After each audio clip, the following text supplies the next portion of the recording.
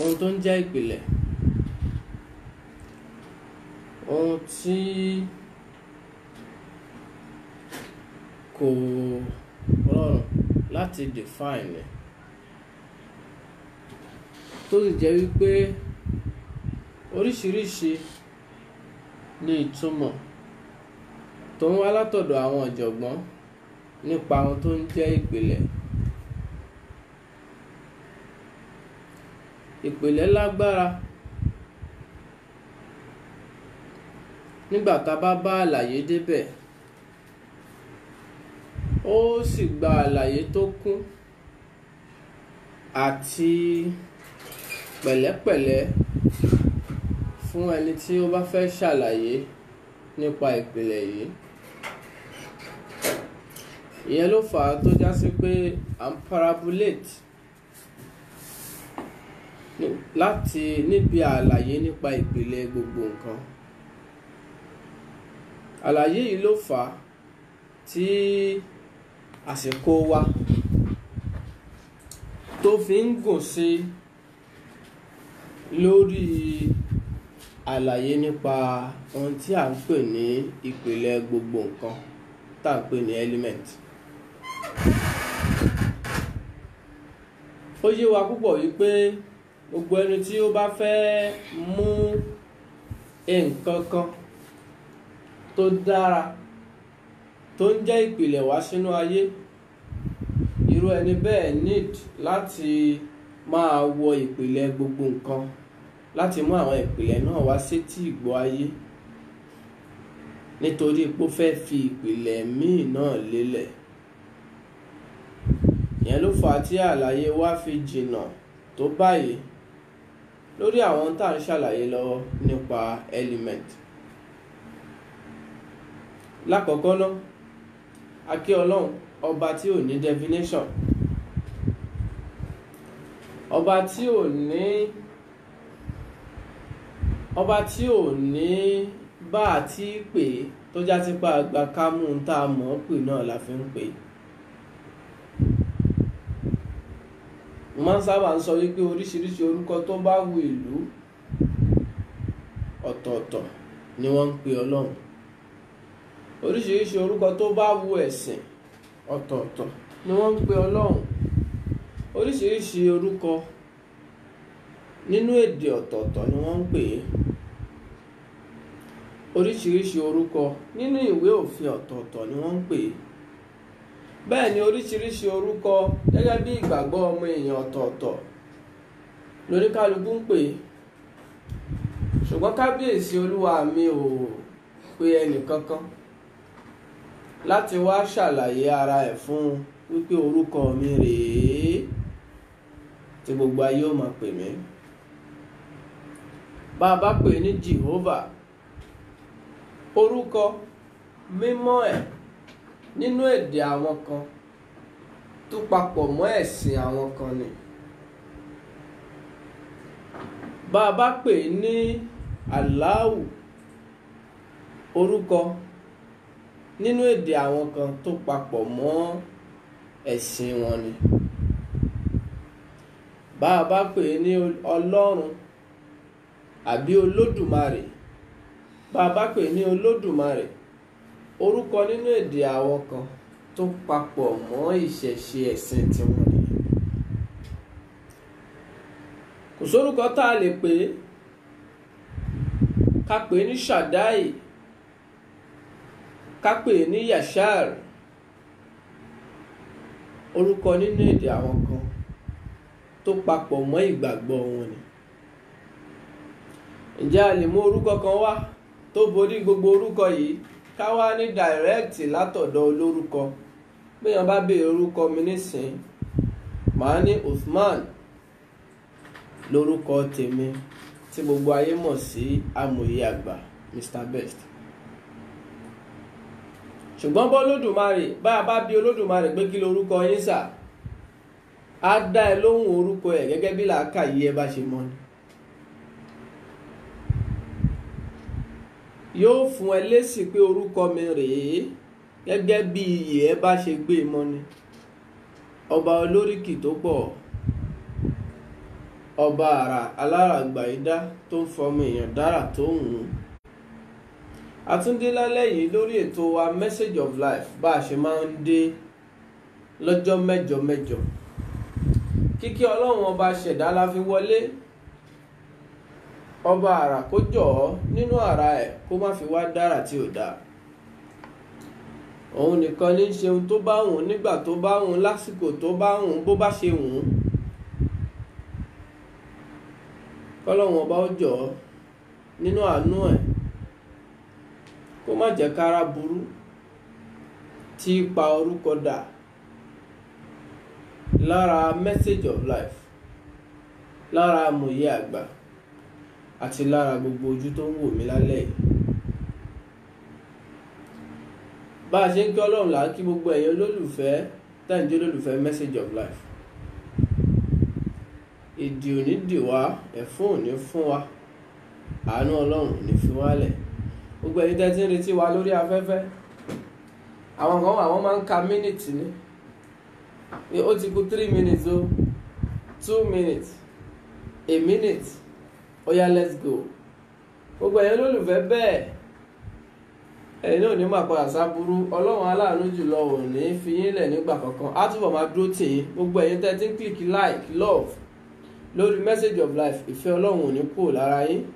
Látòrí Oyèbámijí Wàsíù Adétúnjí bọ́ sórí Olúmúìwá Ọmọ́wùnmí ẹni ìtàn, dórí Sherifdeen Ibrahim Ọlájídé, wá sọ̀kalẹ̀ bẹ́ẹ̀ lórí gbogbo èèyàn olólùfẹ́ dáadáa. Afọlábí Ọlálékan Christopher Obinna láti US lọ́hùn-ún.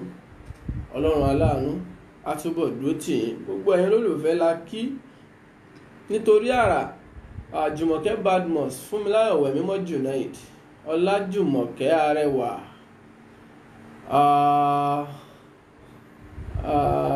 àti bẹ́ẹ̀ bẹ́ẹ̀ lọ. Torí àsìkò, àwọn tí a fẹ́ mú wá nínú lálẹ́ yìí tá a fẹ́ ṣàlàyé pọ̀, ká má wàá fi kíkí gba àsìkò. Gbogbo ẹ̀yin tẹ́ ń dúró tì wá, Ọlọ́run á dúró tì yín. Gbogbo ẹ̀yin tẹ́ ń wà pẹ̀lú wa, Ọlọ́run á wà pẹ̀lú yín. Gbogbo ẹ̀yin tẹ́ ń support Message of Life pẹ̀lú kindness yín àti cash tẹ́ ń fi ohun tẹ́ ẹ ní ran ètò náà lọ́wọ́, Ọlọ́run bá túnbọ̀ máa ràn yín lọ́wọ́. Obinna láti UK, ẹ ṣé. Azeez tí kò ọ̀là ẹ ní mọ̀ bànújẹ́ nú ayé. Now àlàyé ń tà ń bá bọ̀ wá, à ń ṣàlàyé bọ̀ nípa ohun tá à ń pè ní element tá a sọ yìí.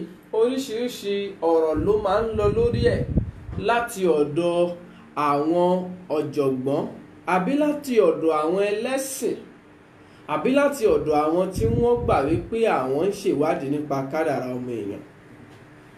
Oríṣiríṣi àlàyé ló máa ń lọ lórí ẹ̀ nípa element. Ṣé ẹ mọ̀ wípé ohun tó bá àwọn nǹkan kan wà tó já sí pé bó ṣe wù kọ́mọ èèyàn sá fún factuality ẹ̀ a máa lépa bá ẹ, ò nílé avoid ẹ̀, ò nílé avoid kíkiní yẹn ó má sùn mọ́ ẹ, etí ẹ máa gbọ́.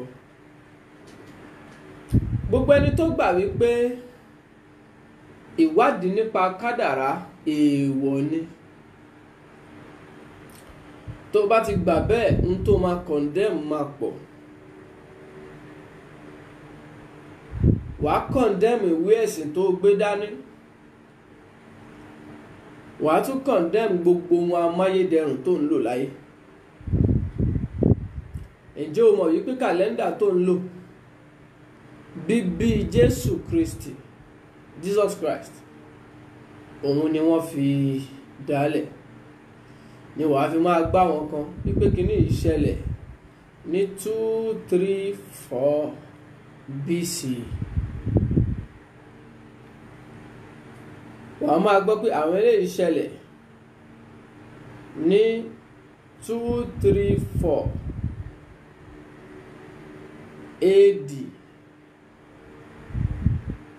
Wàá gbọ́ pé eléyìí ṣẹlẹ̀ ní 234 CA. gbogbo àwọn àlàyé ń tà ń sọ yìí Jùmọ̀kẹ́ Badmus ẹ ṣeun, ọlọ́run á túnbọ̀ dúró tẹ̀yìn náà. gbogbo àwọn àlàyé ń tà ń sọ yìí ohun tó rọ̀ mọ́ ìwádìí ìjìnlẹ̀ ni, tó já sí pé o ò lè sá fún wọn. tó o bá ti lo kàlẹ́ndà, ìpìlẹ̀ kàlẹ́ndà yẹn ìwádìí nípa ohun gbogbo tó ń exist ló fà. tó o bá ti lè wo aago, ìpìlẹ̀ aago yẹn ìwádìí nípa ohun gbogbo tó ń exist ló fà. a sì máa ṣàlàyé nípa aago yẹn lẹ́kùnrẹ́rẹ́ lágbára náà lọ́jọ́ iwájú. so tó o bá ti condemn ẹ̀, wàá condemn season gẹ́gẹ́ bí àlàyé tá à ń bá bọ̀ wá lọ́sẹ̀ tó lọ. tó o bá ti condemn ẹ̀, wàá condemn gbogbo nǹkan, wàá fẹ́ lè condemn existence tiẹ̀ náà, nítorí wípé n tó ń jẹ́ ìmọ̀ àbí n tó ń jẹ́ ìràwọ̀ àbí n tó ń jẹ́ kádàrá ló parapọ̀ tó dìwọ́ tí wọ́n náà ń wò mí. ètò ni wípé tó bá dọdún báyìí a máa bí ọmọ báyìí sínú ẹbí báyìí nílùú báyìí. ò ní mímọ̀ nípa ẹ̀ kò túmọ̀ sí pé kinní yẹn ò sí. náà à ń ṣàlàyé nípa element. èyí tó ń jẹ́ element ó dá mi lójú pé gbogbo ojú tó ń wò mí lálẹ́ yìí ti kọ́kọ́ gbọ́dọ̀ ní àìdíà tó ń jẹ́ bẹ́ẹ̀, nítorí pé a ti ń sọ̀rọ̀ nípa ẹ̀ tipẹ́tipẹ́. à ń ṣàlàyé nípa ẹ̀, ìbéèrè request àwọn èèyàn fún àlàyé yìí ló pọ̀ ló jẹ́ ká tún padà síbẹ̀. tó bá jẹ́ bí ìṣe tèmi ni, èmi kì í fẹ́ kọjá lórí afárá kan kí n tún padà síbẹ̀, torí pé ibi tá à ń lọ jìnnà. a wá dàbí pé ó dàbí kò sí nǹkan míì tó fẹ́ sọ.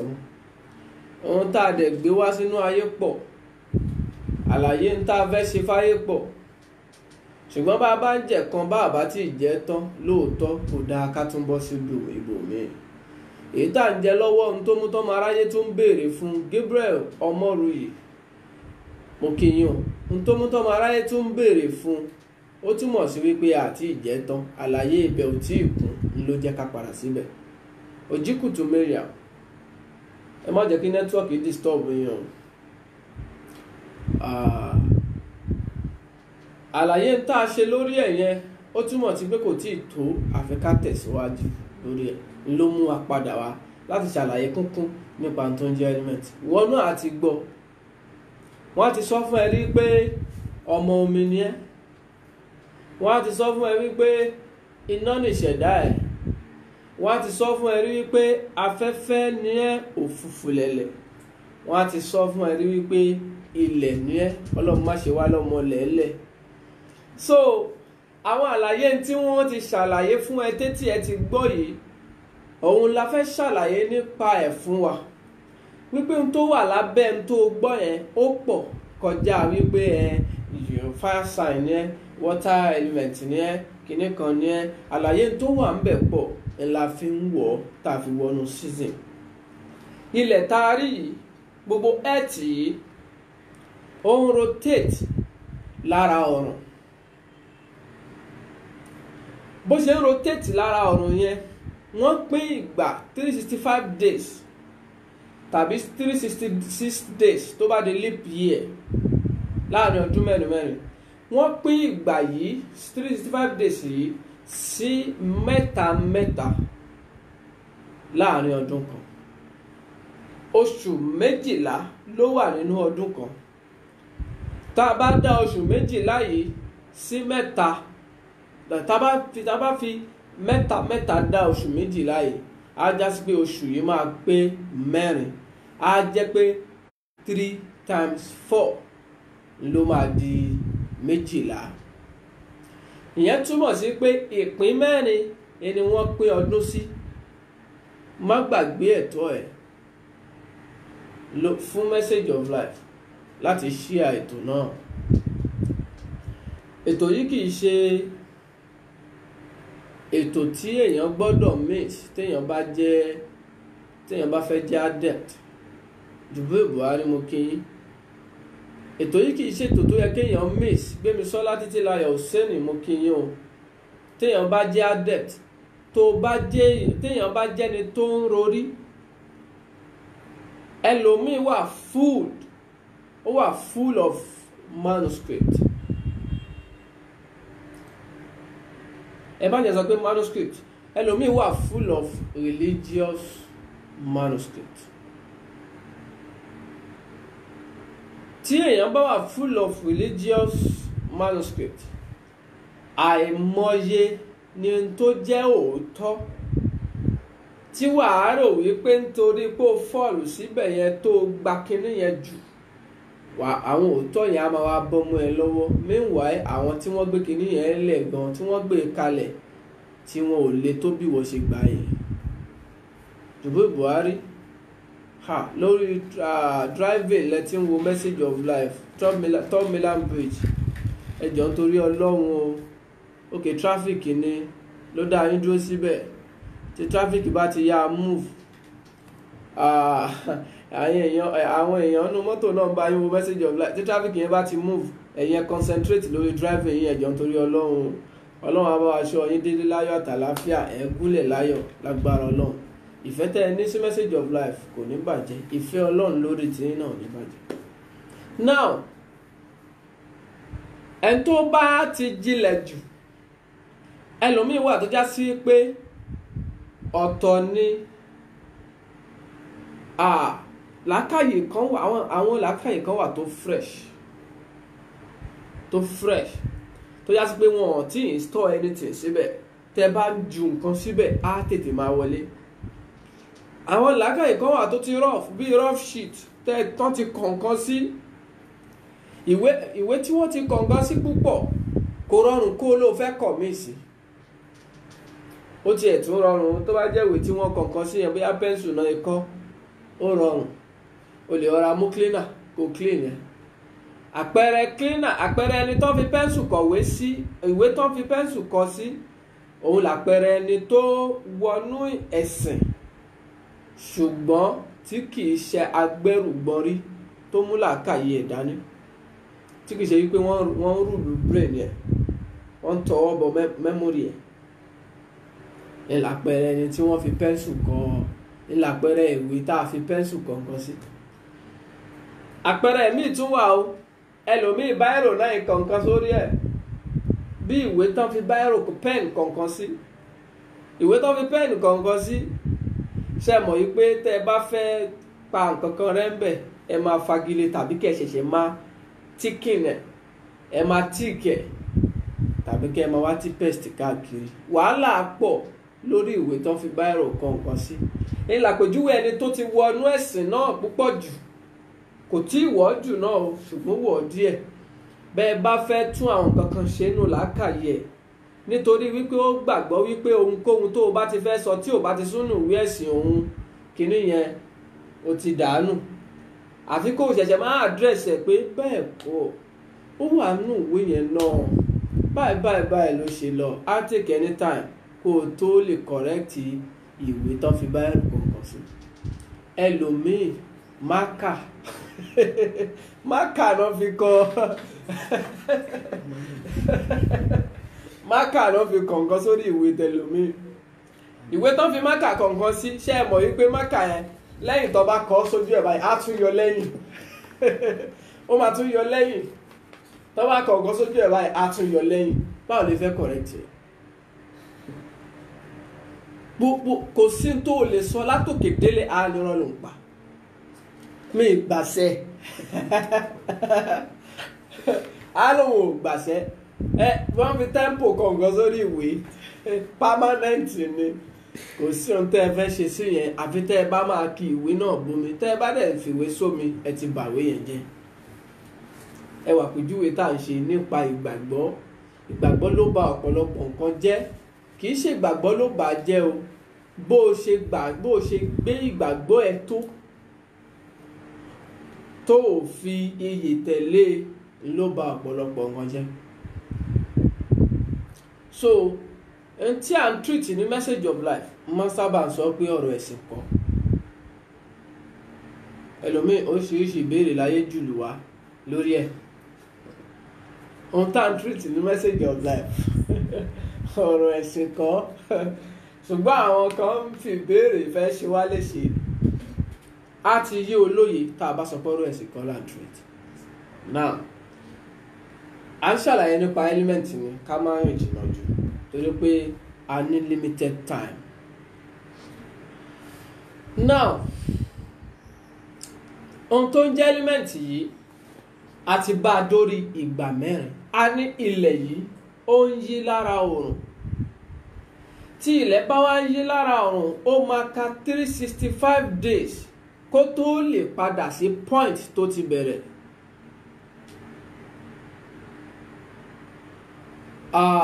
Ó máa lo 365 days kó tó lè padà sí point tí ilẹ̀ ti bẹ̀rẹ̀ lára oòrùn ẹ̀. Èèyàn fẹ́ sáré láti abúlé Ẹ̀gbá dóṣòdì àbí ká sọ ẹ jẹ́ á lo stadium. Èèyàn fẹ́ sáré láti point kan ní stadium, ó fẹ́ sáré round the stadium yẹn. Àwa sọ wípé kó tó lè padà sí point tó ti gbé eré sísá yẹn ó máa ná ní 365 days. Bẹ́ẹ̀ gẹ́lẹ́ ni ìrìn àjò ilẹ̀ lára ọ̀run ṣe rí. Gbogbo ẹ̀dá tó bá wá sínú ayé ọmọ ìràwọ̀ ni ẹ́. Ìràwọ̀ tó gbà wá sínú ayé èlò lè má mọ̀, ṣùgbọ́n ìràwọ̀ ló bí ẹ. Má gbàgbé láti share message of life ayé. Bó o ṣe ń fọwọ́ share yẹn, ọwọ́ tó fi ń share message of life o ò ní fi gbọ́mọ̀ sí. Tó bá gbà bẹ́ẹ̀ bó ṣe máa rí nìyẹn. Ọwọ́ tó fi ń share message of life o ò ní fi ka paper, owó ló máa kà. Ọwọ́ tó fi ń share message of life wàá máa fi gbárí ajé ńláńlá rẹ̀. Má gbàgbé láti share message of life. So element tá à ń ṣàlàyé à ń yà káàkiri nítorí kálàyé ọ̀rọ̀ wa lè kún ni ọ̀run. So ilẹ̀ bílẹ̀ ṣe wá ń yí lára ọ̀run yìí tó fẹ́ ka 365 days yìí, bó ṣe ń yí yẹn àwa pín ìgbà yíyí ẹ̀ oṣù 12 ní month tí wọ́n pín tí ó ṣe déédéé 365 days yẹn. Oṣù 12 yìí lágbára Ọlọ́run a tún yìí máa ṣàlàyé lẹ́kùnrẹ́rẹ́ nípa oṣù, báwo lóṣù ṣe bẹ̀rẹ̀, báwo ni wọ́n ṣe ń wo ìràwọ̀ nígbà tí kàlẹ́ndà èyí tá ń lò yìí tí ò tí ì dé. Wọ́n ṣàwòràwọ̀ Jésù kó tó di kó dé. Ìwọ náà ti kà á wípé àwọn amòye mẹ́ta kan wọ́n ń wo ìràwọ̀, wọ́n wá ń wádìí wípé ọmọ kan wà tó fẹ́ sọ̀kalẹ̀ sínú ayé lénìí, ọmọ ológo ni. Wọ́n wá ń wo ìràwọ̀ náà títí tí wọ́n fi locate area àpò lọmọ náà máa sọ̀kalẹ̀ sí. Now nígbà tí wọ́n locate ibẹ̀ yẹn, wọ́n rìn dọ́dọ̀ ọba. Nígbà tí wọ́n dọ́dọ̀ ọba, ẹni tó bá ka Bible ẹ̀ dáadáa á ti understand ìtàn tí mò ń sọ. Ọba Hẹ́rọ́dù nígbà tí wọ́n dọ́dọ̀ ẹ̀, ọba sọ fún wọn, wọ́n ṣàlàyé fọ́ba yé pé ọba kan wà tá a bí lénìí. Ọba Olúmúyìwá Ọmọ́wùnmí ẹni ìtàn, Ọlọ́run á ṣàánú, business woman, kì í fẹ́ ṣe nǹkan láì ní return. Ó dà, Ọlọ́run á kọ́ wa mọ̀ ṣe. Now ọba tí wọ́n wá ń sọ fọ́ba náà wípé ọba kan wà tá a bí sí agbègbè yìí lénìí. Ọba yìí ló fẹ́ jọba gbogbo ayé. Lọ́ba ìlú bá wò pé so ẹnìkan tún wà tí wọ́n á tún bí sílẹ̀ tó fẹ́ jọba gbogbo ayé. Ok, ẹ̀yin amòye ẹ lọ ẹ wádìí ibi tí ọba náà wà o. Bẹ́ẹ̀ bá ti débẹ̀ ẹ padà wá sáàfin kẹ́ ẹ wá sọ fún wa wípé kẹ́ ẹ wá sọ bí tí ọmọ náà wà fún wa. Níbẹ̀ yẹn ẹ̀kọ́ méjì ló máa mú gbogbo ẹni tó sọ wípé ìmọ̀ nípa ìràwọ̀ ò dáa àbí ìwádìí nípa ìràwọ̀ ò dáa àbí ìwádìí kádàrá ò dáa. Ṣó mọ̀ wípé láàrin ibẹ̀ yẹn ọba yìí tó ní kí wọ́n wá tí wọ́n sọ fún wípé wọ́n bí Jésù sí tòsí ń bí, ọba yóò mọ̀mọ̀ kankan tó lè fi locate Jésù tó bá já sí pé àwọn awòràwọ̀ ọ̀tá ẹ̀sìn ni wọ́n ò ní wádìí Jésù láti lọ kí wọ́n fún lẹ́bùn mẹ́ta tó bá kàtàn náà dáadáa wàá rí bẹ́ẹ̀ ẹ̀bùn mẹ́tẹ̀ẹ̀ta ó ní ohun tó ṣe nínú iṣẹ́ ìránṣẹ́ Jésù Kristi tí àwọn amòye mẹ́tẹ̀ẹ̀ta yìí fún ẹ̀bùn mẹ́tẹ̀ẹ̀ta yìí ló jẹ́ kó rọrùn fún Jésù náà láti kẹ́kọ̀ọ́ nípa ìràwọ̀ wàá sọ pé báwo ló ṣe jẹ́ tí Jésù tó fi kẹ́kọ̀ọ́ nípa ìràwọ̀ a máa tún ṣàlàyé yẹn náà lọ́jọ́ iwájú. Now àwọn awòràwọ̀ kì í ṣọ̀tá ẹ̀sìn nítorí pé àwọn gan-an ni a mọ ẹ̀sìn lé lórí ìyẹn ló fà á sí pé àjọṣepọ̀ àwọn awòràwọ̀ àti Christianity pọ̀ gan-an kódà láyé ìgbà kan nínú criteria tí wọ́n fi mú pope àgbáyé ni pé gbọ́dọ̀ mọ astrology tí ò bá ti mọ̀ kò lè jọ̀gá láéláé nínú àwọn àṣírí tó rọ̀pọ̀ mọ́ ìràwọ̀ náà lọ́pọ̀lọpọ̀ àṣírí tí ẹlẹ́sìn ń lò láti fi bí àbùkátà láti fi ṣẹ́gun ọ̀tá láti fi yanjú gbogbo nǹkan tó ní ṣe pẹ̀lú ìràwọ̀ ni. Now ibẹ̀ yẹn láti máa mọ̀ pé awòràwọ̀ kì í ṣọ̀tá ẹ̀sìn àwọn gangan la gbé ẹ̀sìn lé lórí ni ṣùgbọ́n gbọ́n tó bá ti jọ́ original ayé wọ́n á dájú ayé kúrò ń bẹ̀ nítorí kán lè máa mú nǹkan jẹ lórí ayé wọ́n á pollute mentality wọn tó bá pollute mentality àwọn èèyàn á wá di wípé ohun tí àwọn kan bá dictate fún wọn sínú làákàyè wọn nìkan ni wọ́n máa gbọ́ wọ́n ṣe bẹ́ẹ̀ fáyé nítorí kí wọ́n lè máa tù yín jẹ ni kí wọ́n lè máa tu ayé jẹ wọ́n á ní kára oko má gbọ́n nítorí kára ìlú ó lè rí ohun tù jẹ ṣé ẹ mọ̀ pé tára oko bá gbọ́n tí yóò ṣàgbẹ̀ mọ́ ebi apáráàlú wọ́n á ní kára oko má gbọ́n kára ìlú ó lè ṣe kéré kí wọ́n lè rí ohun tù jẹ bẹ́ẹ̀ ẹ̀bùn mẹ́tẹ̀ẹ̀ta tí wọ́n fún Jésù ó ní ohun tó ṣe nínú ìṣèjọba ẹ̀ nídìí iṣẹ́ ìránṣẹ́ ó túmọ̀ sí pé àwọn gangan orí wọn ní ẹ̀sìn náà ó dálé lórí nítorí pé àwọn nípìlẹ̀ àwọn amòye ṣé ẹ mọ̀ yìí pé nítorí ìfẹ́ tí wọ́n ní sí wọn padà sọ́dọ̀ ọba Herod láti lọ sọ fún páwọn tí locate ibi tí ó wà wọn padà sọ́dọ̀ ẹ̀ wọ́n kú òun bẹ́ẹ̀ ìyẹn lèyàn fi mọ̀ wípé ìmọ̀ nípa ìràwọ̀ ó wà very important fún gbogbo ẹni tó wá sáyé o gbọ́dọ̀ mọ ohun tó wá ṣe o gbọ́dọ̀ mọ ohun tó ń ṣe o gbọ́dọ̀ mọ ibi tó ń lọ ọ̀pọ̀lọpọ̀ ọmọ ológo ló ti rin àárín fẹsẹ̀ sí nítorí pé kò mọjọ́ tí ò yẹ kóun jáde nínú àkọsílẹ̀ àwọn ọ̀jọ̀gbọ́n kan Jubril Buhari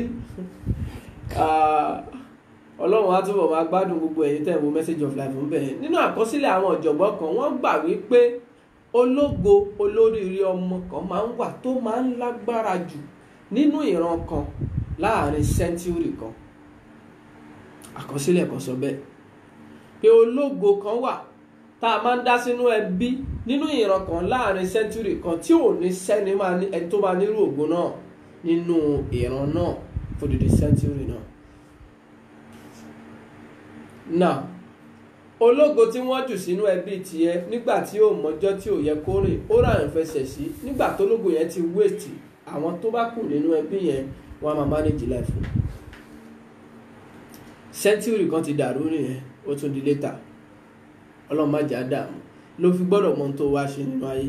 Now element táwa ń ṣàlàyé a ní ó pín sí ọ̀nà mẹ́rin oṣù mẹ́ta lọ́nà mẹ́rin tá a fẹ́ sọ̀rọ̀ nípa element kò sí bá a ṣe ní sọ̀rọ̀ nípa southern region àti northern region tí mo mean hemisphere ni lọ́dọ̀ àwọn onímọ̀ nípa ìràwọ̀ àti iye wọn. Now a ṣàlàyé lọ́sẹ̀ tó lọ wípé ìgbà mẹ́rin ló wà àwọn eléèbó pín wọ́n ní spring summer fall àti winter. Wọ́n ṣàpèjúwe spring yìí lásìkò tí ilẹ̀ àṣẹ máa gbóná bọ̀ díẹ̀ á kàn máa warm àsìkò summer sí àsìkò tí oòrùn á máa mú ganríganrí àsìkò fall àbí autumn ó ń jẹ́ àsìkò tí òjò á máa rọ̀. Àsìkò winter ó ń jẹ́ àsìkò tí yìnyín máa ń jábọ́ lásìkò ọyẹ́. Tá a bá wo àsìkò mẹ́rẹ̀ẹ̀rin yìí lọ́dọ̀ àwọn tí wọ́n rí ìdí ìgbà pẹ̀lú northern hemisphere nìyẹn. Nínú àwọn kan à ń pè wọ́n ní meteorological.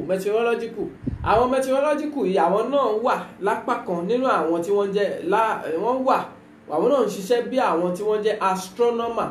Àwọn tó ń jẹ́ astronomer ni àwọn tí wọ́n ń forecast pé òkè nílùú báyìí pẹ̀lú weather àwọn area pẹ̀lú bí ilẹ̀ ọ̀dọ̀ wọn bó ṣe àyíká tó kọ sí oòrùn. Ó túmọ̀ sí pé tó bá di jọba òjò á rọ̀ tí wọ́n bá mọ ohun tó ń sọ dáadáa, tó bá lo mímọ̀ ẹ̀ dáadáa, ó gbọ́dọ̀ accurate. Ẹnìkan ní Ọlọ́run á fàjùlọ hàn wọ́n, ẹ̀ rí pé kíní yẹn ò ní bọ́ sí i, ẹni tó sọ yẹn ò mọ̀ ni. Èèyàn ṣàlàyé nípa ìmọ̀ kan kò túmọ̀ sí pé ó ti gbé rẹ̀ sípò Ọlọ́run. Inú mistake tọ́mọ èèyàn máa ń ṣe. Scan sọ fún ẹ pọ́jọ́ báyìí ló máa bí, tí ò bá ṣe pé ilẹ̀ Nàìjíríà tó já sí pé ọ̀pọ̀lọpọ̀ ohun tí wọ́n bá lòkù lọ́dún òyìnbó tí ò gbádùn náà ń gbé wá síbí. Báwo ni Scan ṣe máa sọ fún ẹ pé ó máa bímọ lọ́dún 27th of May tó wà lé bímọ ọjọ́ yẹn? Bàbá sọ pé ó ń lé bí wọ́n máa ń dín bí ọ̀sẹ̀ méjì àbọ̀ ń lé bí ọ̀sẹ̀ méjì àbọ̀sẹ̀ mẹ́ta. Irinṣẹ́ tí ò gbádùn náà ń lò ní. Ìmọ̀ ti débi pé accurate ìgbà tí àtọ̀ ẹ tí kí ni mo fẹ́ pè é nígbà tí àtọ̀ ẹ bá wọ ara obìnrin gbà, ìgbà wo ló bẹ̀rẹ̀ sí fọ́ọ̀mù tó wá di ọmọ. Ìmọ̀ gbọ́dọ̀ lè sọ wípé at this point 0.0.0.0 kìíní kan minute second ni àtọ̀ yẹn ṣe bẹ̀rẹ̀ sí formulate tó fẹ́ dọmọ. So ìmọ̀ tó bá sọ bẹ́ẹ̀ ó ti mọ ìbẹ̀rẹ̀ kìíní yẹn nìyẹn. Ó gbọ́dọ̀ lè mọ̀ gbà tí ìrìn àjò ẹ̀ nínú oyún yẹn máa tán. Tí o kò ń ṣe fake, original ẹ̀ wà. Ẹ tó bá predict fún yín tí ó accurate, bóyá irinṣẹ́ tó fi predict àbóhùn fún ara ẹni ò mọ nǹkan tó ń sọ. So àwọn meteorologist yẹn àwọn náà ń forecast, wọ́n ń ṣàlàyé nípa ìrìn àjò ìràwọ̀, ṣùgbọ́n àwọn kì í lo astrological terms. Báwo mo fẹ́ ṣàlàyé ọ̀rọ̀ yìí, mo ti ń ṣe ìbò púpọ̀. Ètò wa ní ààyè yìí kì í ṣe ètò eléèbó táwọn wá fẹ́ èbó tó le. Torí pé ibi tá à ń lọ ó jìnnà, ibi tá à ń lọ yóò padà sí ìpìlẹ̀ Yorùbá níbi èdè. So àwọn yẹn kì í lo ètò nípa àwọn tí wọ́n ń jẹ́ astronomer táwọn ń wò àwọn ń ṣàlàyé nípa forecast, nípa táwọn máa ṣàṣírí fún wa nípa ìrìnàjò bí weather ṣe máa rí. Àwọn yẹn ń ṣàlàyé ní pẹ̀lú wọ́n ń lo mímọ̀ astrology ni. But àwọn meteorologist tí mò ń sọ yìí àwọn ò lo mímọ̀ astrology, àwọn ń lo pé bí kinní ṣe máa ń sábà ń ṣẹlẹ̀ rí, wọ́n wá base ẹ̀. Nísìnyí gbogbo tó bá ní ṣe pẹ̀lú ìmọ̀ ìràwọ̀ kò ní fún wa ní, kò ń sábà jẹ́ déètì tó bá jẹ́ lọ́dún yìí ló máa jẹ́ lọ́dún tó ń bọ̀, kò dẹ̀ ní jẹ́ déètì tó jẹ́ lọ́dún tó lọ ló jẹ́ lọ́dún yìí, ó máa vary. Ìyẹn bó ṣe rí lọ́dọ̀ àwọn astrologer bẹ́ẹ̀ ló ṣe lọ́dọ̀ àwọn astronomer táwọn ń ṣèwádìí nípa weather. Ṣùgbọ́n lọ́dọ̀ àwọn meteorologist àwọn máa fún gbogbo nǹkan ní judgement accurate day. Wọ́n regardless of pé bóyá ọjọ́ yẹn lè change àbí ò change, wọ́n kàn máa fún wa ní duration wípé by this time kíní yà á ti bẹ̀rẹ̀, àwọn ẹni meteorologist. So tabari ká sọ̀rọ̀ nípa weather, ọ̀rọ̀ element là ń ṣàlàyé o, ṣùgbọ́n a ṣàlàyé nípa weather yẹn lọ́sẹ̀ tó lọ, oríṣiríṣi ìbéèrè wa ń wọlé. Kíní yóò jọra wọn lẹ̀ Yorùbá ń bí o. A máa ṣàlàyé débẹ̀ náà pé why tí ó fi yàtọ̀ díẹ̀ lápá bí. Ṣùgbọ́n wọ́n pín pé àwọn meteorologists sọ wípé spring máa bẹ̀rẹ̀ ní March, April, May, oṣù mẹ́tẹ̀ẹ̀ta tí ayé ṣẹ̀ṣẹ̀ bẹ̀rẹ̀, táyé ṣẹ̀ exist, táyé ṣẹ̀ bẹ̀rẹ̀ sí pé a fẹ́ bẹ̀rẹ̀ 0.1 existence ayé nìyẹn. Táìmù yẹn gbogbo kò ní sójò, kò ní sóòrùn jù, gbogbo nǹkan ara wa lọ ní mẹ̀lọmẹ̀lọ gẹ́gẹ́ bí oríkì tí àwọn ẹlẹ́kọ̀ọ́ fún spring. Lẹ́yìn yẹn summer ló tẹ̀lé. Summer wọlé ní June, July. Azeez Tiko, ẹ jẹ́ kí nẹ́tíwọ̀kì ọ̀dọ̀ yín dáa, ohun tí a ń ṣàlàyé lásìkò yìí ṣe pàtàkì. Summer máa wọlé ní June, July, August. Wọ́n sọ summer lórúkọ according to sun wípé àsìkò yẹn ni nǹkan máa ń gbóná jẹjẹ. June, July, August summer nìyẹn. Ṣé o mọ̀ yí pé nílẹ̀ Yorùbá ó rí bákan ń bí torí June, July, August òjò á ti dé, òjò gidi. A máa ṣàlàyé débẹ̀ yẹn náà. Ṣùgbọ́n ní normal ètò June, July, August àsìkò oòrùn gangan nìyẹn. Now fall àbí autumn á wọlé ní September, October, November. Àwọn meteorologists gbà wípé tó bá ti di September 1st àsìkò òjò ti dé. October, November, tó bá di November 30th ṣó ti yé, so tó bá di November 30th àsìkò òjò ti kásẹ̀ ńlẹ̀ bẹ́ẹ̀ yẹn. Tó bá di December 1st àsìkò ọyẹ́ á dé. Àsìkò ọyẹ́ tó dé yìí òun á lọ tó bá di February 28/29 tí ó bá jẹ́ leap year. Now àwọn ẹlẹ́kọ̀ọ́ kà báyìí, ṣùgbọ́n tí wọ́n kà yìí ó jẹ́ ìrìn àjò ìgbà tá ń pè ní season mẹ́rẹ̀ẹ̀rin tó ní ṣe pẹ̀lú northern hemisphere. Òun ni tá a bá gba ojú nọ́ọ̀tì ilẹ̀, ìhà tí ilẹ̀ kọ sóòrùn ní northern side ẹ̀ tá a bá gbà wò bó ṣe máa rí yẹn. Ṣùgbọ́n tá a bá wo southern hemisphere ó yàtọ̀ sí ti northern hemisphere. Ní ibòmíì tí ilẹ̀ tí wọn ò ń ṣe north side, northern side sóòrùn, àwọn tí àwọn experience summer àwọn experience spring wọn ní September 1st gẹ́gẹ́ bí àwọn meteorologists ṣe gbà.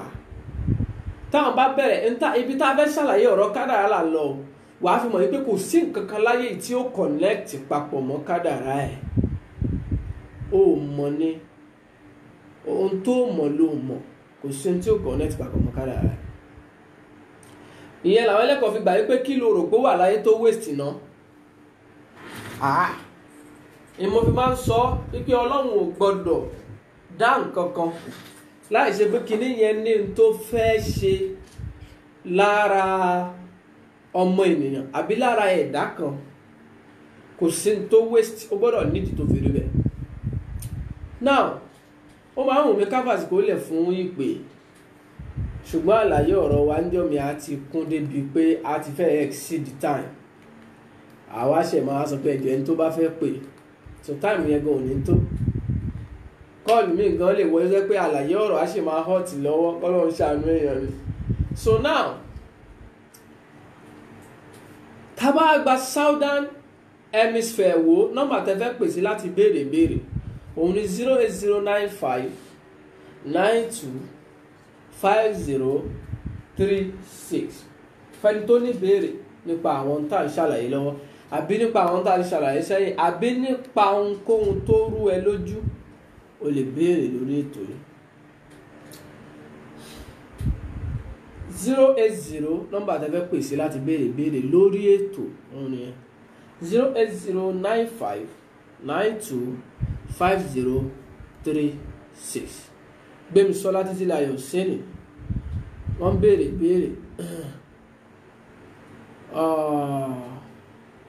ìbéèrè yíyẹn ohun mi kó yé mi dáadáa.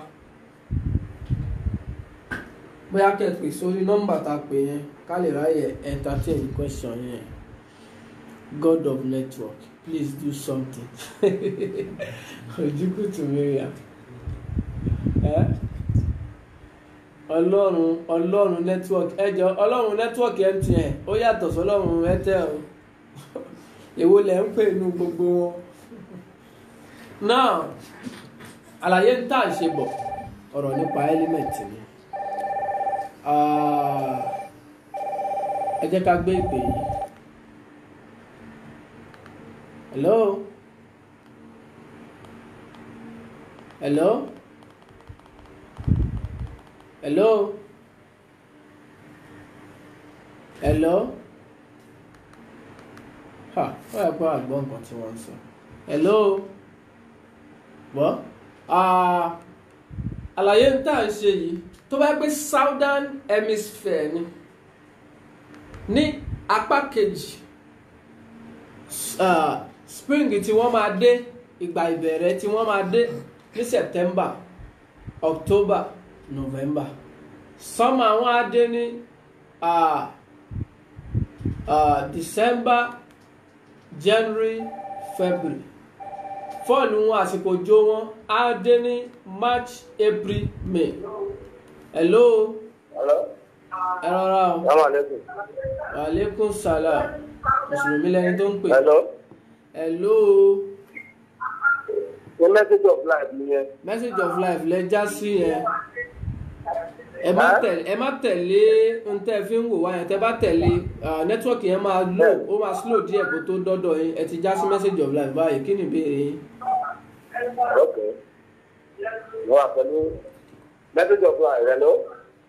À ń gbádùn yín. Ẹ reduce volume tẹ́ fi ń wò wá yẹn. Wọ́n tẹ̀lé fóònù tí wọ́n fi ń wò wá yẹn.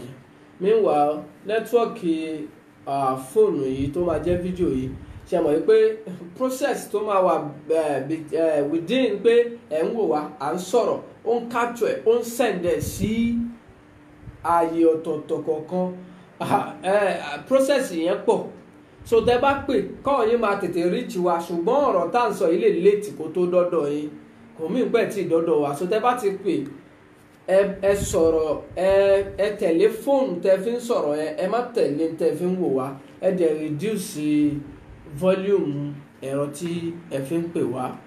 So now a sì máa ṣàlàyé gbogbo ẹni tó bá ní ìbéèrè ẹ jọ̀ọ́ ẹ pè sórí nọ́mbà yẹn kó lè yé ìbéèrè lójú screen yìí máa divert attention wa púpọ̀ ẹ jọ̀ọ́ nọ́mbà tẹ́ fẹ́ pè sí òun ni 08095925036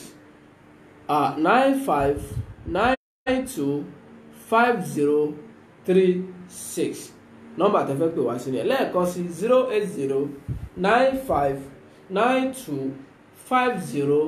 08095925036 ọlọ́run yẹn tẹ̀ wá ṣe mírèkù fún Dárasími Akínbùsí Florence o. So àlàyé tá à ń bá bọ̀ ní Southern Hemisphere ní Southern Hemisphere ẹ jọ̀ọ́ ṣe ní Southern Hemisphere gẹ́gẹ́ bí àlàyé tá à ń ṣe lọ káwọn máa divert ẹ jọ̀ọ́ àsìkò òjò tí wọ́n máa dé níbẹ̀ àsìkò òjò bẹ̀ àsìkò òjò Southern Hemisphere ó máa dé tó bá di March, April, May, June, July, August ní winter tiwọn ó láwọn ìlú tó máa ń rí bẹ́ẹ̀ fún. Now àwọn ìlú kan wá wà tó já sí pé agbede méjì ayé òun ọ̀run làwọn wà. Àwọn ìlú kan wà àwọn ọmọ season ju méjì lọ àsìkò òjò àtàsìkò ẹ̀rùn nínú wọn ní ilẹ̀ tá a wà yìí wà. Ṣùgbọ́n kò túmọ̀ sí pé season ò sí ń bí. Northern Hemisphere fẹ́ ṣiṣẹ́ níbí tó bá so àsìkò òjò àsìkò ẹ̀rùn làwọn ìlú kan làwọn experience àsìkò òjò àsìkò ẹ̀rùn làwọn kan experience now nínú ìlú tó experience àsìkò òjò àsìkò ẹ̀rùn nílùú wa tá a wà yìí wà torí pé tó bá fi di March tá a sọ wípé àsìkò tó yẹ kò yẹ kó sójò kò yẹ kó sóòrùn púpọ̀ tí gbogbo ilẹ̀ yẹ kó ara kan wà lásìkò yẹ tó ń jẹ́ àsìkò spring òjò á ti bẹ̀rẹ̀ níbí báyìí. Tó bá fi di June tó ń jẹ́ àsìkò ooru tó yẹ kó jẹ́ ooru gidi, òjò ńlá, àgbàǹlá òjò la máa rọ̀ ní. A ti bẹ̀rẹ̀ díẹ̀díẹ̀ láti bí March, April. Tó bá fi di April, òjò gidi á ti máa rọ̀. Tó bá fi di June, òjò gidi á ti máa rọ̀. Títí wọ September, òjò á sì máa rọ̀ nílẹ̀ wa níbí. Kódà títí wọ December ńjọ́ mi, òjò á tó sì máa rọ̀. So March, April, May, June, July, August, September, October, November. Àbí ká sọ pé March, April, May, June, July, August. Àwọn àsìkò yìí òjò gidi ni. Tó bá fi di September, October a máa sọ pé àrọ̀ sẹ́yìn òjò. November àrọ̀ sẹ́yìn òjò. Àrọ̀ kúrò ẹ ṣeun òjò. So lásìkò yìí òjò gidi á ti máa rọ̀. So àwọn dàbí wípé summer àbí àwọn season tá a sọ yóò exist ṣùgbọ́n agbẹ́dẹ́bí táwa wà ìhà tá a kọ sóòrùn ó ń jẹ́ kí ìrìnàjò ti wá fẹ́ yàtọ̀ bákanbákan. Super balance lọ́dọ̀ wa, nǹkan ò le jù. Ẹ rí i pé àwọn ìlú tí wọ́n encounter àwọn season mẹ́rẹ̀ẹ̀rin accurately, tójò bá máa dé ó máa rọ̀ gidi, tẹ́ẹ̀rùn bá máa dé wọn ò ní lè wọṣọ, tí winter bá máa dé wọn ò ní gbádùn, yìnyín ti wó máa wólé ẹlòmíì níbi tó máa lágbára dé, ẹja máa jábọ́ báyìí ṣe páànù wọn. Nínú ìbéèrè tó yẹ kéèyàn béèrè ni pé why ìtẹ̀jà ń jábọ́ láti sánmọ̀? La fi sọ fún ẹ pé má dijú sí ní tó yẹ tó fẹ́ là ẹ́ lójú. Àǹfààní pọ̀ nínú ayé, ìròrí pọ̀, ìwádìí sì pọ̀. Wá ìtẹ̀jà ń jábọ́ láti sánmọ̀. Odò wà lọ́wọ́ àbí odò Ògùn àbí odò Ọ̀sà àbókun, òkun wà ń sánmọ̀. Wá ìtẹ̀jà fi ń jábọ́ láti sánmọ̀. Ìyẹn mentality yẹn làwọn kan adopt tí wọ́n gbà wípé gbogbo ẹja tá jẹ ilé ayé sánmọ̀ ló ti máa ń wà, irọ́ ló pa. The fact that pé àwọn kan ń jábọ́ láti sánmọ̀ kò mí pé gbogbo èyí tí ó dẹ̀ ìta àdẹ̀ ń jẹ tó wà láyé sánmọ̀ ni wọ́n ti ń wá. Olè ọ̀lẹ ló máa ń sọ bẹ́ẹ̀. Olè ọ̀lẹ tí ò fẹ́ wá mímọ̀ tó wá ń bèzì mímọ̀ lórí ọ̀rọ̀ ẹyọ kan ṣoṣo. Knowledge ò sí bèzì orí mímọ̀ sọ̀rọ̀ orí ọ̀rọ̀ ẹyọ kan ṣoṣo. Experience yẹn ó lè má jẹ́ fact. Fact yẹn ó lè tún má jẹ́ reality. Because níjọ́ mi there is difference between fact and reality. Kí la tún sọ yìí? Ẹjọ́ ń tà ń ṣàlàyé ọ̀rọ̀ nípa element ni. Now ìgbà mẹ́rẹ̀ẹ̀rin tá a wá kà yìí ó dájú wípé kò ní rújú fún ọmọ Yorùbá láti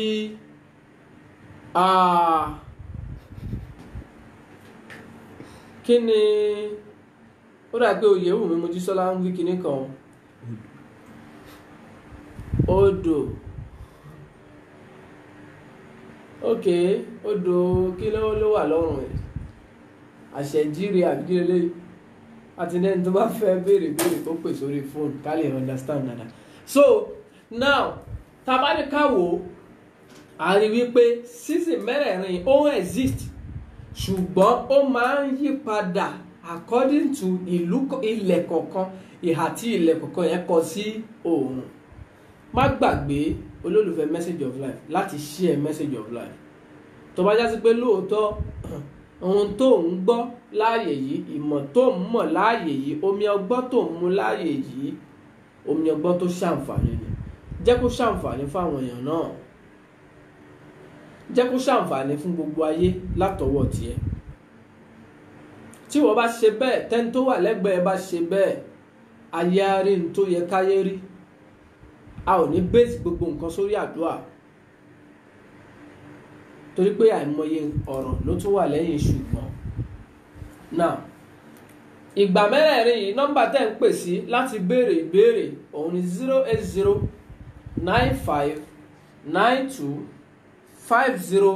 08095925036 6 lẹ́ẹ̀kan sí nọ́mbà tẹ́ ń pè sí lórí ètò láti béèrè béèrè òun ni 08095925036. so àwọn ìgbà mẹ́rẹ̀ẹ̀rin yìí àwọn ni ìgbà tó yá sí pé ó di ìgbésí ayé kọ̀ọ̀kan mú. Ẹ́límẹ́ǹtì là ń ṣàlàyé ẹ̀ tó gbé wa dé di season ìgbà mẹ́rin. now báwo lẹ́límẹ́ǹtì ṣe wá ní ṣe pẹ̀lú season ibẹ̀ ní kẹ́ jẹ́ ká wá lọ sí tá a bá ti bọ́rọ̀ débẹ̀ yẹn tá a sọ kalẹ̀ a ní ìṣẹ́jú 5 tó ṣẹ́kù lórí ètò àbí ìṣẹ́jú 3 gan so ká tó round it up a máa tẹ̀síwájú lọ́sẹ̀ tó ń bọ̀. arákùnrin hello. Assalamu alaikum. Wa alaikum salam lẹ́ẹ̀kan sí. Orúkọ tèmi ní Mustapha Mutiu Ọláyẹmí. Mustapha Mutiu Ọláyẹmí láti ààyè ibo. Alàgbà wa bóyá àgbà ọlọ́run ajẹ́bẹ̀ pẹ̀lú wa. Àmín àmín àmín. Iṣẹ́ tí ọlọ́run gbélé yín lọ́wọ́ àjẹ́yìn lẹ́ máa jẹ. Àmín àmín. Pẹ̀lú ìpínlẹ̀ wọ́n kàn ní kí ẹnìyàn mi náà ń tẹ̀lé àwọn àlàyé rẹ̀ náà ń kẹ́kọ̀ọ́ bẹ́ẹ̀. Ẹ ṣeun. So ọlọ́run rẹ̀ ní fáyé fún wa. Àmín àmín. Gbogbo àgbáyé kọ̀ọ̀kan dáadáa.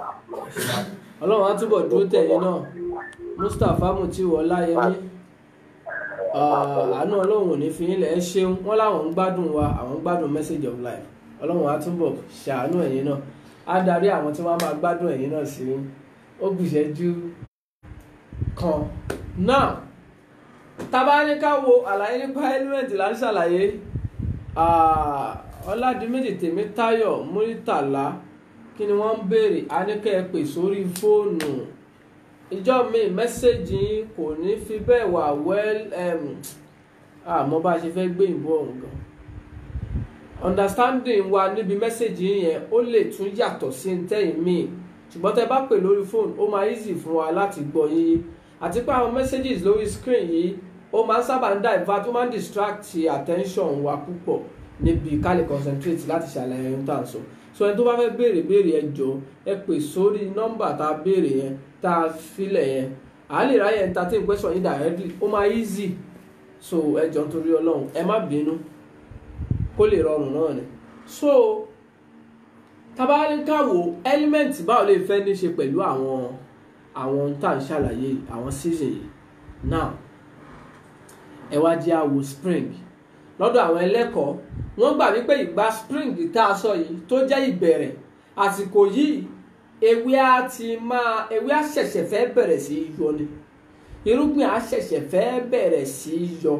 lásìkò spring tá a sọ pé March April May àsìkò yìí ni irúgbìn á ṣẹ̀ṣẹ̀ fẹ́ bẹ̀rẹ̀ sí í yọ bọ̀ wá tó bá fi dínú winter tó bá fi dínú summer á ti dàgbà sókè irúgbìn àti ewé á ti kún lórí igi tó bá fi dínú winter á ti máa dàgbà débi arúgbó tó bá di fall á ti máa dàgbà débi arúgbó tó bá dínú winter àwa ewé àwàdì tó ń rẹ̀ dànù lórí ìyá ẹ̀ á tún jí padà tó bá di spring àsìkò spring yìí lọ́dọ̀ àwọn ẹlẹ́kọ̀ọ́ òun ní ìgbà tó ní í ṣe pẹ̀lú air element yìí ló ní í ṣe pẹ̀lú oṣù mẹ́tẹ̀ẹ̀ta lásìkò spring yìí tó túmọ̀ sí wípé àwọn characteristics element a sì máa ṣàlàyé ìyẹn lágbára Ọlọ́run lọ́sẹ̀ tó ń bọ̀ a máa tẹ̀síwájú àwọn characteristics element air ó máa function ó dẹ̀ máa wà mostly active ní àsìkò yìí láàrin March April May lọ́dọ̀ àwọn meteorologists làwọn gbà bẹ́ẹ̀ ṣùgbọ́n lọ́dọ̀ àwọn astrologers àwọn gbà wípé March 1st kọ́ ni spring máa bẹ̀rẹ̀ wọ́n gbà wípé ó di March 2021 ó depend lórí ìràwọ̀ kan tí wọ́n ń pè ní Aries tó ń jẹ́ first zodiac sign tí Aries yẹn bá dé nígbà yẹn gangan láyé tuntun ṣẹ̀ṣẹ̀ ṣe kíni ló ṣẹ̀ṣẹ̀ bẹ̀rẹ̀ ṣùgbọ́n àwọn meteorologists àwọn gbà wípé ó ti dé nígbà tí àsìkò ẹ̀ bá ti dé ẹ jẹ́ á mú March 1st gbogbo ẹ̀ within àsìkò kan náà ni ẹ jẹ́ á kú sọ pé March 1st kó lè rọrùn torí ti onímọ̀ ìràwọ̀ á vary bó bá ṣe rí lọ́dún yìí, ọjọ́ tó bá mú lọ́dún yìí kọ́ ló máa mú lọ́dún tó ń bọ̀. So ẹ jẹ́ ká dúró lórí tó fún wa ní actual date. So àsìkò oṣù mẹ́tẹ̀ẹ̀ta yìí March, April, May, ìràwọ̀ afẹ́fẹ́ ló fẹ́ lo ìgbà náà. June, July, August, fire element ló fẹ́ lò ìgbà náà. Ìyẹn ló fà á pé àsìkò ooru ni, àsìkò ìgbóná ni. Àsìkò ìgbóná tí mo mean ni pé kí nǹkan hot o. So tó bá máa di September, October, November, water element ló ń dominate àsìkò náà. Water element. Now tó bá wá di December, January, February, oṣù mẹ́tẹ̀ẹ̀ta yìí earth element ló ń dominate wọn. Ẹ máa wá ṣàkíyèsí àwọn ìṣẹ̀lẹ̀ tó máa ń ṣẹlẹ̀ láwọn àsìkò yìí. Ẹ jẹ́ á mú ti winter lápèjúwe. Yìnyín á jábọ́ àbí àsìkò yẹn ti lọ, yìnyín á jábọ́, wọ́n ní bẹ́ẹ̀ ni. Ṣùgbọ́n lásìkò yìí gbogbo nǹkan ló máa ń gbẹ. Bẹ́ẹ̀ bá sọ̀nà sí pápá báyìí á tètè ràn, bí gbogbo ewé ti gbẹ already. Nǹkan shrink. Àsìkò yìí ní ìgbóná, àjàkálẹ̀ àrùn ló máa ń pọ̀. Àsìkò yìí ní ìjì tó lágbára tó lè gbé èèyàn lọ, tàbí kó fẹ́ ẹlòmíì ní stroke, tàbí kó sọ ẹlòmíì lulẹ̀, tàbí kó pa ẹlòmíì ló máa ń ṣẹlẹ̀. Why? Tí àwọn kìíní ní ṣe pẹ̀lú element yẹn. Now tá a bá tún wá tó pọ̀, a ti mú element pẹ̀lú season, ẹjẹ́ a tún wá mú pẹ̀lú the 4 cardinal points. Tá a bá sọ̀kalẹ̀ ń bẹ̀ yẹn, a máa tẹ̀síwájú lọ́sẹ̀ tó ń bọ̀. The 4 cardinal points aláàánú north, south, east and west. West yìí east làkọ́kọ́, air element ló dominate east. Ṣé ẹ mọ̀ pa ti ṣàlàyé nípa bó ṣe fẹ́ ṣàdúà àti láti lo gbogbo 4 cardinal points yìí. A ti ṣàlàyé, ṣùgbọ́n a tún tálí ní tá à ń ṣàlàyé papọ̀ mọ́ tá à ń bábọ̀ tẹ́lẹ̀tẹ́lẹ̀. East fire element air element ló dominate ẹ̀. Nínú season ìgbà wo ni air element ń dominate? That is àsìkò spring, that is March, April, May. Lásìkò yẹn eastern region nínú the 4 cardinal points ló wà powerful nínú ayé. Atẹ́gùn ló sì ń lo ayé nígbà náà. Tó bá di June, July, August, lásìkò yẹn la pè ní summer. Summer tá a sọ yìí a ní fire element ló ń dominate ẹ̀. Fire element tó ń dominate ẹ̀ yìí kí ló ń rúlu ẹ̀ ní 4 cardinal points. Ibo ni fire element ti ń ṣiṣẹ́? Ó ṣiṣẹ́ south, tó túmọ̀ sí pé southern region ló máa lágbára, ibẹ̀ làṣẹ máa wà nígbà tá a bá ti wà ní ààyè àsìkò summer. Now ẹ jẹ́ á bọ́ sí fall. Fall bẹ̀rẹ̀ ní September, October, November, lásìkò tá a pè lásìkò òjò gangan gẹ́gẹ́ bí àwọn ẹlẹ́kọ̀ọ́ ṣe tó. Àsìkò òjò yìí kí ni tá a sọ pé ó rúlu ẹnu element? A ní water element náà ló fà á tí òjò fi ń ṣe kíni tó fi ń rọ̀ ní àsìkò yẹn. Water element tá a sọ yìí kí ló ń rúlu níbi the 4 cardinal points? Water rúlu west, tó túmọ̀ sí pé western region níbẹ̀ làṣẹ ayé máa wà nígbà tí àsìkò náà bá dé.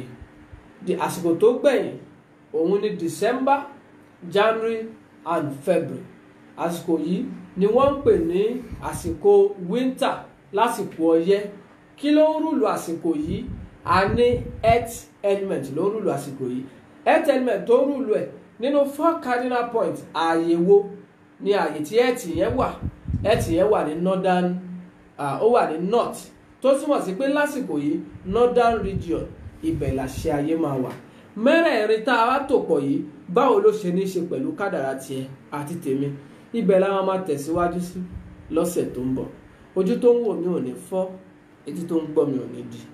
Ọlọ́run á túbọ̀ fàlùbáríkà sí iṣẹ́ tiyín náà. Ìrìn àjò ìgbésí ayé wa kò ní dàrú mọ́ wa lọ́wọ́. Wọ́n á ní kórí wa gbé wa kaláwo orí. Orí ti gbé ẹ̀kọ́ message of life. Má misuse opportunity. Báwo lo ṣe ní misuse ẹ̀? Ìwọ náà lo influence ẹ, lo ọwọ́ ẹ, wá àlùbáríkà ẹ láti share message of life. Fi ẹnu ẹ kéde ìròyìn iṣẹ́ náà fáyé wípé ohun tó ń jẹ́ báyìí ó ti wà nínú ayé o. Lẹ́yìn náà mú làákàyè tẹ̀lé, jẹ́ kọ́mọ ẹ náà wò ó kó lè jàǹfààní tí wò rí jàǹfààní láti kékeré. Ọlọ́run ọba dúró tì wá. àánú ọlọ́run ò ní fi wálẹ̀, ìkẹ́ ní gbogbo ìgbà á túbọ̀ máa wà pẹ̀lú wa.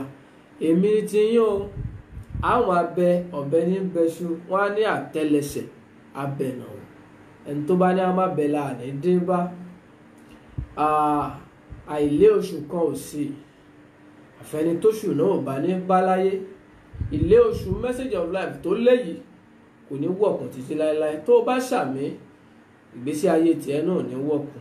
A máa pàdé lọ́sẹ̀ tó ń bọ̀. Nọ́mbà tẹ́ máa pè wá sí lẹ́yìn ètò bóyá láti béèrè ìbéèrè, láti ṣàwárí ara tiẹ̀ náà, láti mọ̀ nípa kádàrá ẹ̀, láti kẹ́kọ̀ọ́ nípa ìràwọ̀. Nọ́mbà tẹ́ máa pè wá sí lẹ́yìn ètò òun ni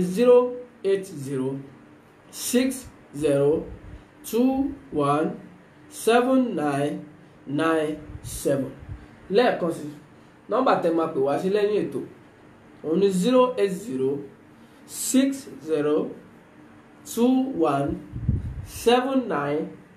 08060217997.